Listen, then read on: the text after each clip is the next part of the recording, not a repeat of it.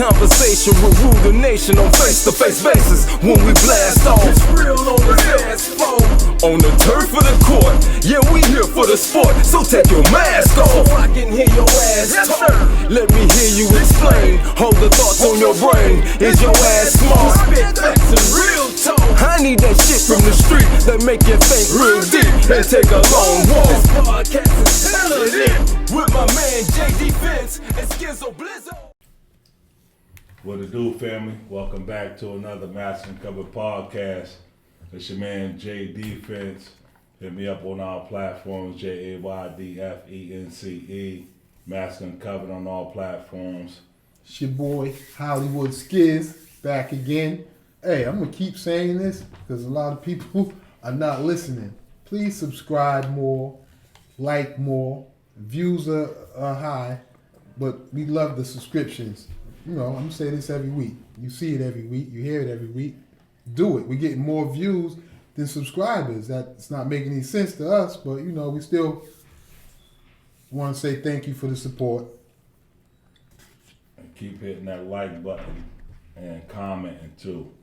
But we have a special guest in the house, man. So before he speaks on this, or before Skizzo Blizzo speaks on it, I'm gonna give you a little bit of his bio. You know what I mean? So y'all bear with me because it's a lot to interpret. It's a lot that this young man's got going on. And we all young in God's eyes, you know what I mean? That's it, because he ain't young. That got his license. Well, yeah, we're going to start off like, okay, Howard Sanford is the Chief Executive Officer and co-founder of SCS, which is Stealth Control Systems, LLC. All right, Sanford Control's own company based in Boston, Mass., having served in this position and being a founding member of Sanford Controls, Inc. since 2000. He graduated from Bay State Technology in '91 and earning an associate's degree in HVAC technology while working in the industry full-time. He attended and accredited courses of 7 years. In 1998, earned a BA in mechanical engineering from Wentworth Institute. That's an accomplishment within itself, man. Stay tuned. All right. In '99, Howard was awarded his first federal contract in the amount of $1.2 million. Y'all listening? $1.2 million with the Department of Agriculture, which involved a complete HVAC and controls renovation for the USDA Pastor Lab located at Pennsylvania University and State College, Pennsylvania. Man, this dude is on it and making moves, right? All right, so he raised over $1 million in capital for SCS in the company's first round of funding in 2020 and is currently scheduled to close on the second round in the amount of $4 million. Understand that. And at this moment, he's a senior project manager and mechanical engineer for Inc. Communications Services for $1 billion federal procurement at the Department of Housing and Urban Development. He's making moves all over the place, right? So currently, Sanford is the senior project manager and mechanical engineer for Inc. Communication Services, who secured a $1 billion federal procurement project at the Department of Housing and Urban Development.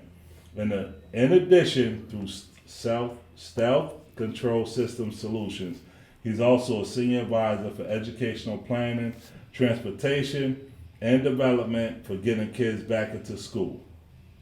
This dude is doing it all. You see the education, you see the inner city youth work. Now, speak on where I left off, speak on your man, what you thinking? First of all, that was too impressive. Let's go back over. I don't know if all that shit's correct, man. I know it for 20 years. How much you do with all that money? Nah, seriously. Like I said, I met this guy in high school, and he's always had big dreams and business mind, always business savvy since I've known him.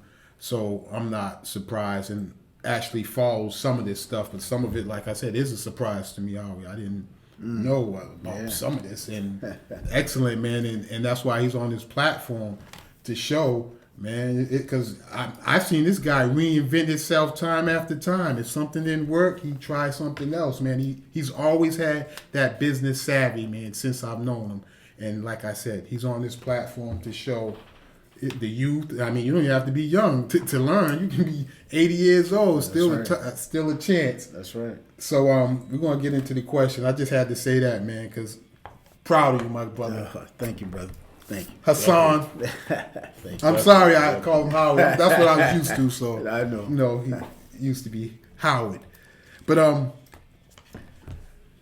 what I want to know is, did that business savvy or the business aspect of your life, where did that come from? Was it self-taught or was it family-oriented? Like, well, it came from it came from my grandmother and my grandfather.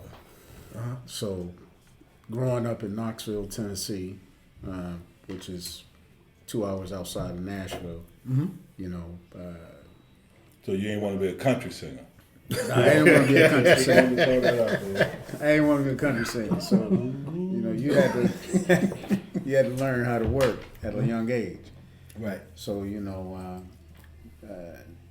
becoming a man child early was definitely the agenda with my grandfather.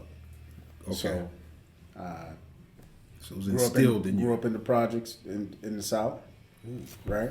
And, you know, I didn't grow up with a silver spoon in my mouth. So he was selling liquor out of the projects. So that was my first experience. Moonshine? Moonshine, liquor, slick man. small liquor, bull, 8-ball, whatever you wanted. He was the after hour. Okay. So what happened was, that was my first time learning about commerce on our level.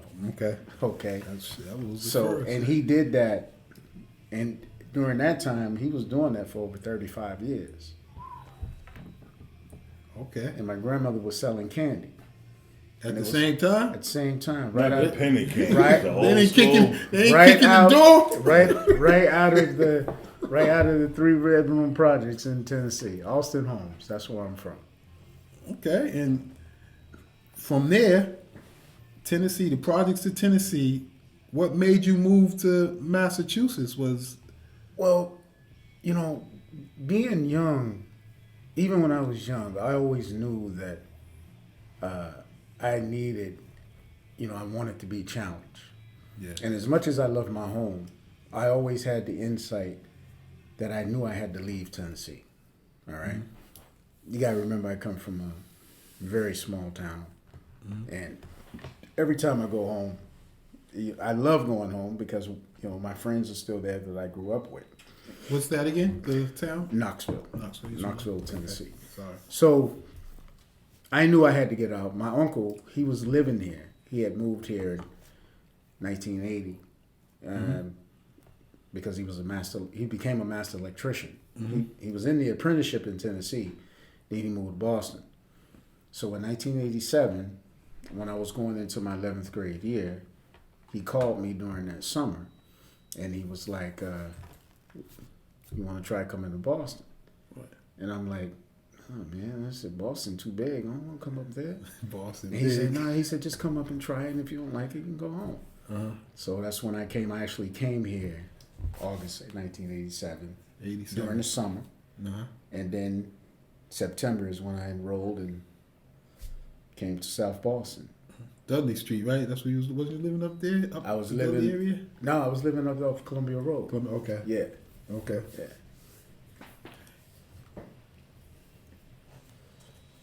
So from there, I decided to stay and made a life of it. And during my 12th, went to South Boston High, right? Right. And during my senior year, actually got a scholarship to go to BU, but I turned it down because at the time, my ex-wife Tammy, she was pregnant with the kids, Right. so I didn't go. So I went into the trade. Wait. Back up 2 seconds. You got a scholarship to go to BU for I had a academics? full full scholarship. Okay. It was actually for mathematics, and but I turned it down because Mr. Winokur at the time, remember him, The head principal. he was desperately trying to figure out a way to get me into get you school. to be- Yeah, he says, come on. He says, I'll even help you with the kids. But me being who I am, you know, I said, no, I got to do the right thing. You know, so I'll just go into the trade. But what I did was when I went into the trade, Excuse me. What is the trade? I actually started off as an electrical apprentice. Okay. You know, and then from there, I did that for 4 years. And then from there, my interest took to HVAC.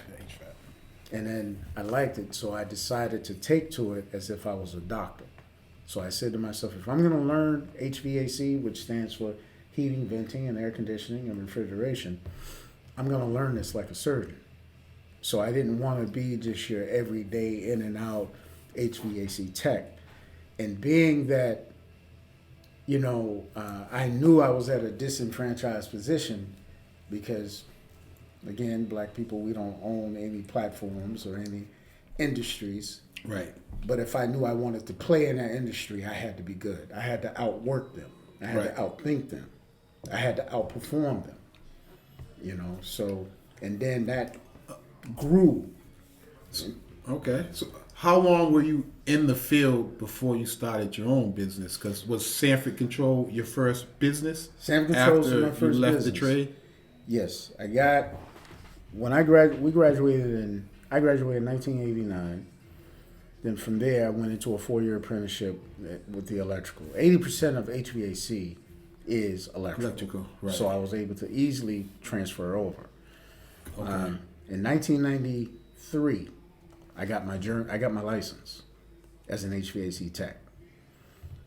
And then from 93, I kept working for different Another contractors. And then I launched on my own when I was 27 years old in 1997, and I went on my own. Out of a 2-bedroom apartment, started on a milk crate, old black raggedy truck, and I remember. And it grew from there. No, I'm sorry. Go ahead. No, I was going to ask. I mean, the leaps and bounds, like you said, you was in an industry that was not privy to, you know, young African Americans. What gave you the cojones or whatever words people want to use to say that, okay, I want to try my hand at this, but more importantly, succeed in it? Because to sit in a 2-bedroom apartment, sleeping on a mattress and crates, what have you, with 2 kids. Wow, see, and with 2 kids. Yeah. People tend to go the easy route. Okay, the easy route could be whatever you want to conjure up. Right. In the inner city, we typically know what that is. Right. Who are you? What made you stick to your guns to say, no, I'm going to keep fighting this fight? Well, what made me stick to that was, number one, was my children. Because I said to myself, I have to be able to leave them some type of legacy.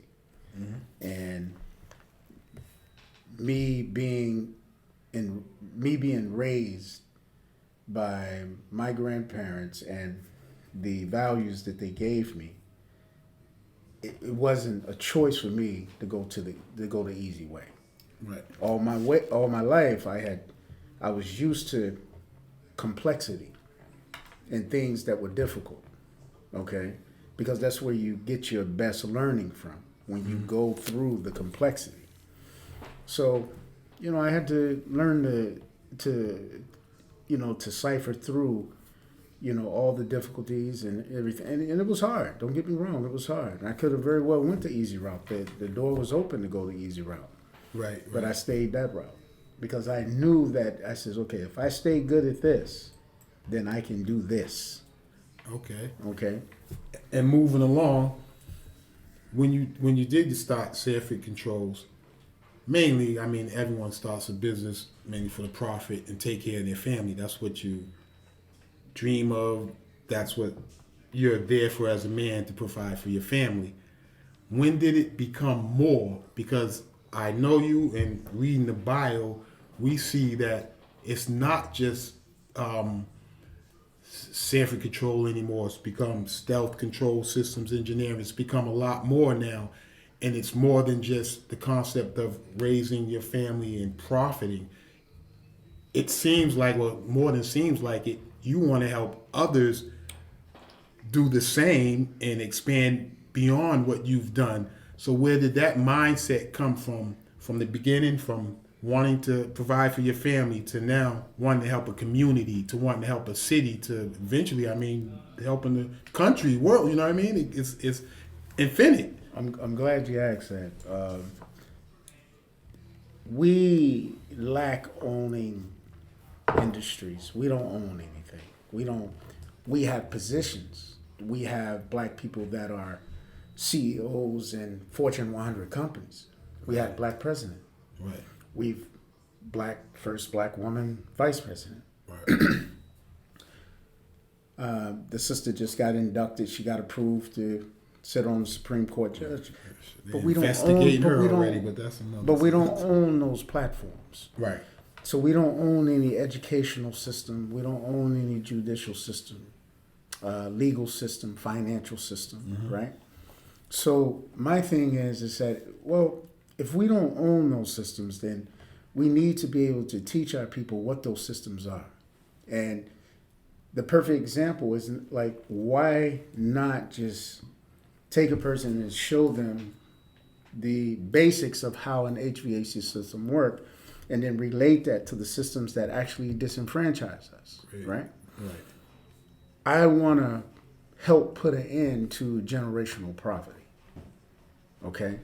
Because especially ever since the reset when COVID came, you know, black people, we have become too complacent. We got social media.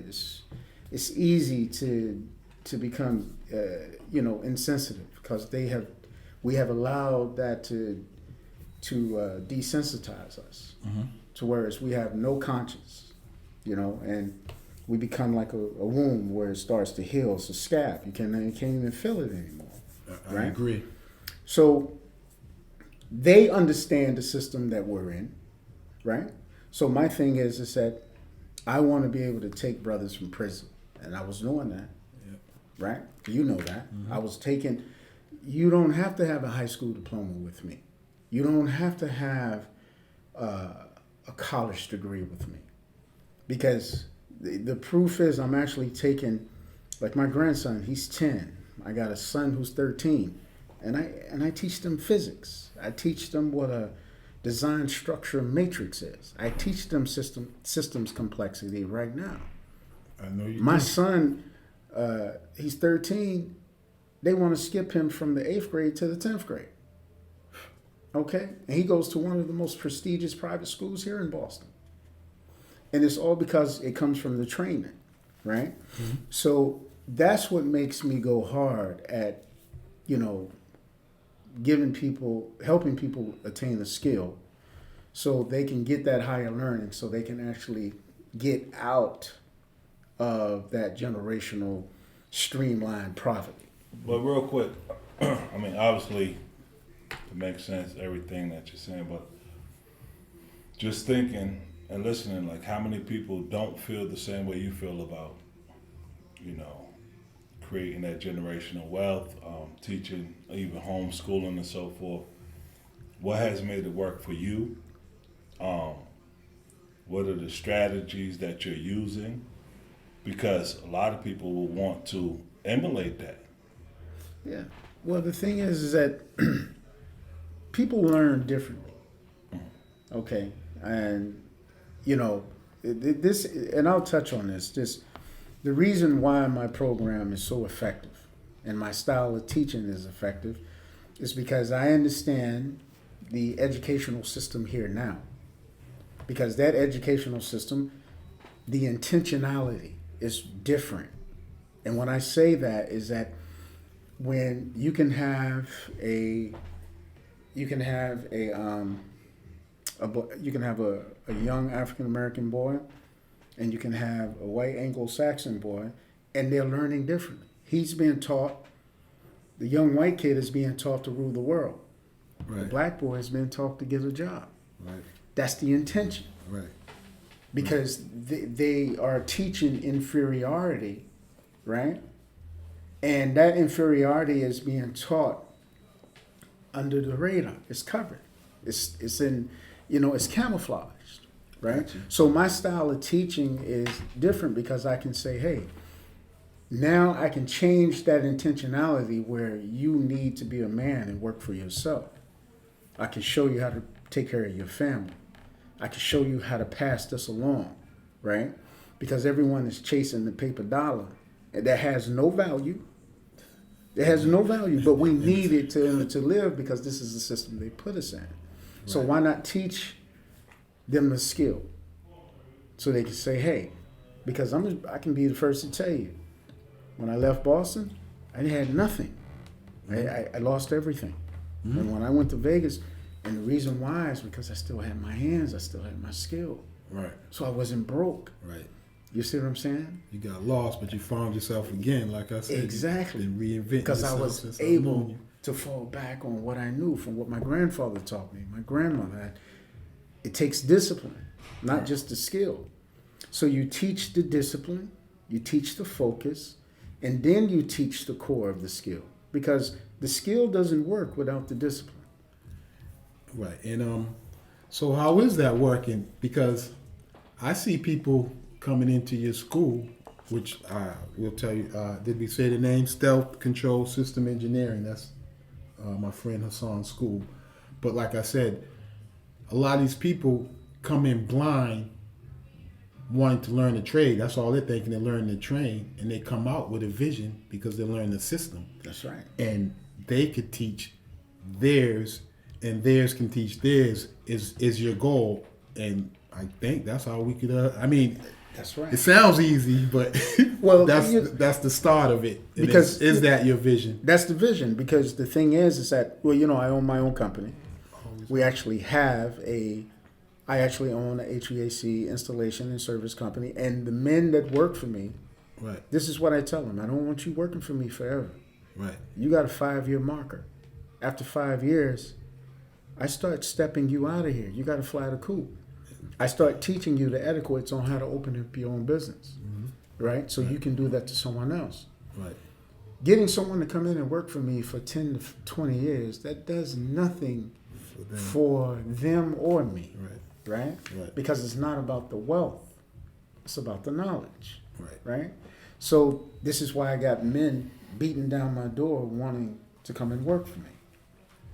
And I only take a selected few every 4 to 6 months. So that launch pad. How do you get that out there? Like how are people supposed to see you, acknowledge you? Is it word of mouth? Do you advertise? Your company. Like do people find it in obviously the yellow pages? Usually social media. So.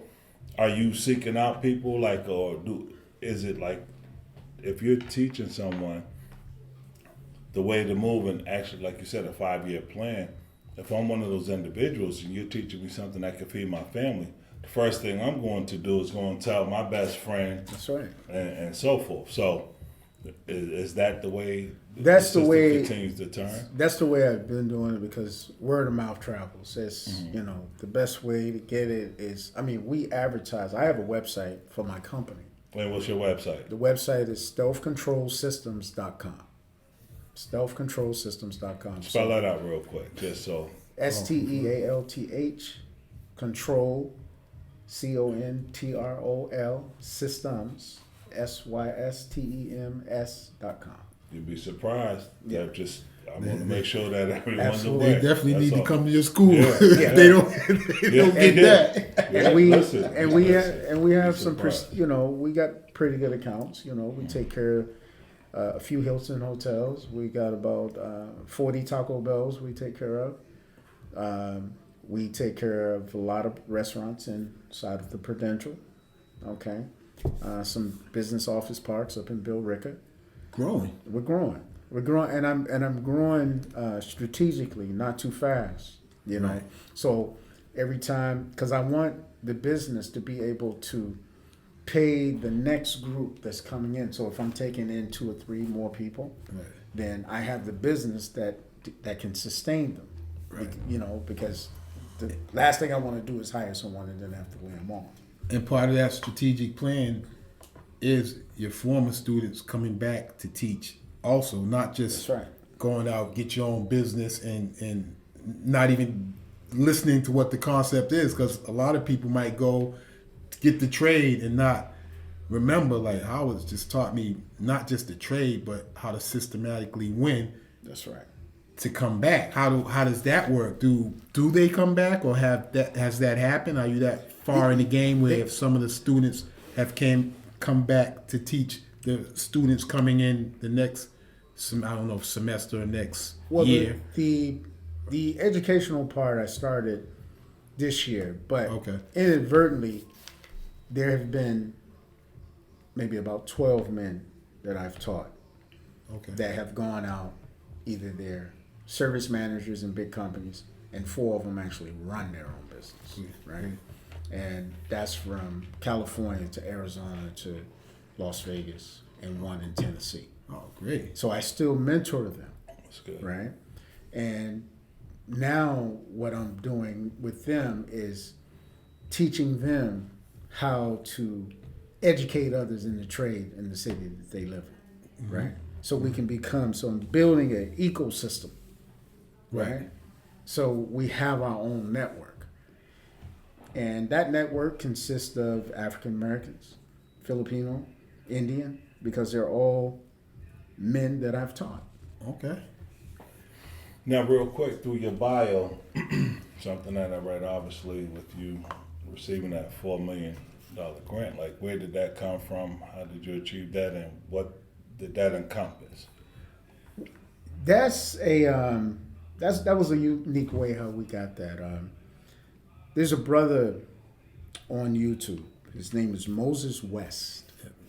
Okay. And you may want to look him up. This brother, he's an ex Special Forces Army Ranger. Say the name again? Moses Moses West. West. The West Foundation. Okay. And The water. he actually designed a machine. He's a brother. He designed a machine that creates purified water from thin air. He's in Mississippi right now in the water crisis.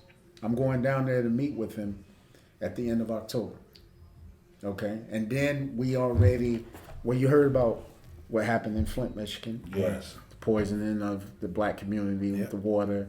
Still And bad. still bad. They haven't fixed that. Right. Even though they send millions over to whatever, but We they know still how haven't to fixed That's that. another It's podcast. the We know where that innocent- it's goes. the- So innocent- we are innocent- we're engineering out a water sewage system along with a purified system that will actually, sustain that community.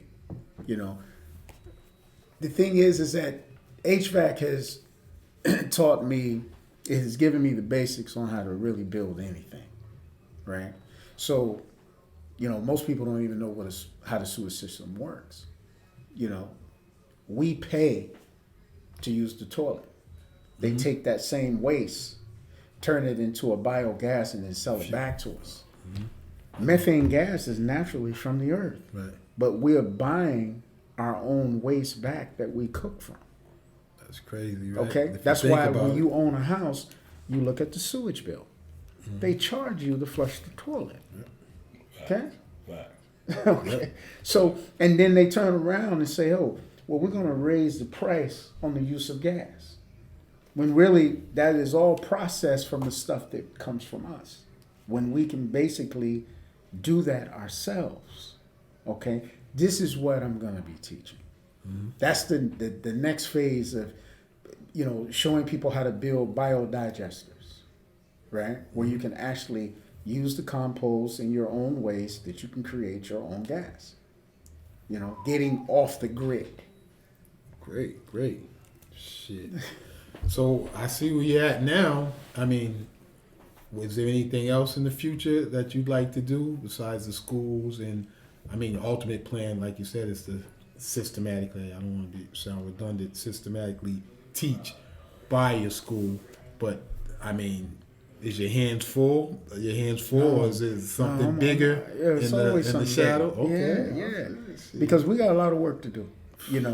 I'll be 53 in December, and the way I look at it, and all thanks to Allah for, for waking me up every morning. Mm-hmm. But I'm in the third quarter of my life, right? Mm-hmm. So we have to be able to start thinking about what we are going to leave behind. Right. Because we got kids. Right. They got friends. Right. They're depending on us. And we keep letting these people educate our kids. We keep letting them teach our kids. And that has to come to an end. I think we're still brainwashed. We go into the history. They got us. Yep. They got us. We went to their schools. Yep. The thing is that what you brothers here are doing here, this is powerful. This is very powerful. Because it's freedom of speech. Right. Okay? Right. And you're exercising that. And you are allowing me to have a platform where I can say, hey, I'm coming here because this is my first podcast. I've never done a podcast before. We're going to need a piece of that million, though, from that million before we leave here. No, but what's so crazy is, I love the idea of where you've come from, what you've started, and the attitude of not giving up, right? But also understanding that there's more to you than what's being taught to you, right? So that's another example of this podcast. A lot of people can look at it and just say, okay, it's just this, it's just that. But when you take that step forward, when you look at it and you say, this is what I'm committed to doing, this is what I understand my next move should be, because the Western identity created a certain system for us to follow. Mm-hmm. And when you buck that system, you're almost looked at as crazy. Like, you were supposed to fall into the realm of, you have children now. This is the only way you are supposed to feed your family. This is what you are supposed to do. And we know what that is. Guns, drugs, gangbanging, what have you. Young, education is limited. Even if you went to some of the high schools in Massachusetts, they were not accredited schools, so you couldn't even go to a 4-year college. And that could go on and on. So just the idea of having someone like you that can explain and show and see that, not only the idea of, okay, this is what I want to do. This is the way we are supposed to think. This is the way we are supposed to move. To have proof, to say anyone can do it. This is a powerful podcast to me. I really feel that this is what we are meant to do. That's all right. Of us. Not just us here in this room, but people that's going to consume this podcast. Right. Realize that, understand that, listen to what is being said, and try to move in that prosperous way. I'm sorry about that. I know you want right. And just to jump on the back of my man, like he said, this platform is for a variety of people to showcase some talent, some information, and this podcast itself is very informative. So I'm hoping you listen, take down notes, take down the school, Stealth Control System Engineering, located 69 10th Street, Rochester. And my man's just trying to open up some minds out there. And is there enrollment? Do we go up there? How do? Well, that's a good question. So how they can reach out to me on this podcast. I gave them the website, and they can subscribe right on the website, and just tell them, and they can also put in there exactly what they're subscribing to. Like, hey, I want to come take the class. When is your next one? And see, right. And that's the thing, because I have other instructors I want to bring in, with the grant money that we're going to be getting, we are actually looking for space right now, because I want to have that, I want to bring that audience that all the technical schools have, but more, right? So, and the prerequisite is that you be dedicated. You don't even know how to read. I will teach you. We have instructors there that will actually teach you how to read, teach you how to comprehend, teach you how to do math. You don't have a high school diploma? That's fine. You don't have a GED? That's fine, because we supersede all that. Right. All right? Right. Because what we concentrate on is bringing out the natural genius in the DNA, right? So our program is geared toward within Africa, with what they say, African centric technology, right? You know, so the best way to understand math, you got to understand where it came from, right? So that's what we do. We go all the way back to the beginning. My man. One question. How is this funded? I mean, Right now, we think about it. Yeah, like, are you accepting donations? Can they donate like to? right now, the grant that we just got, that's the first funding coming through. Believe it or not, the school is supported off of the business that I run. I actually put my own money into it. That's what I was leading to. Like, so you was putting So up when your kids own come money. to school, or kids grown ups or whatever, you give me nothing. You just come with your dedication to learn. So you was initially funding this yourself. Like, I now are still you am. open? So now are you open to receiving? We're open to funding? receiving donations. So Yeah. somebody could donate again to the website. Absolutely. And what is the website again? Stealthcontrolsystems.com. Okay. We don't want to see you in a leather coat and a new Bentley with the dough. Nah, honest man, don't worry about that. You know, we just clown. We put it right back That's what into we the do. community, man. You But know? get back to what we've been saying since we started this podcast. I know it's not the coolest podcast. Everybody wants to see a rapper or someone who did 30 years or, you know, something to that effect. But our podcast is to uplift and to help grow our community and our people. So these type of informative podcasts we're going to have throughout our longevity, man. So hopefully we'll be here for a long time and you'll see more pods like this. You will see more pods like this. My man Howie. and I want y'all to understand, Hassan. this is just one part of Hassan. You're going to see part 2 of Hassan real soon. Okay? A little more laid back, right? This is definitely a great podcast. Thank you for coming out. I appreciate everything, man. Like, especially what you're doing. man. All right. Please stay tuned, y'all. This is the building block. This is what we need for our lives, man. Mask and Cover Podcast. Stay tuned.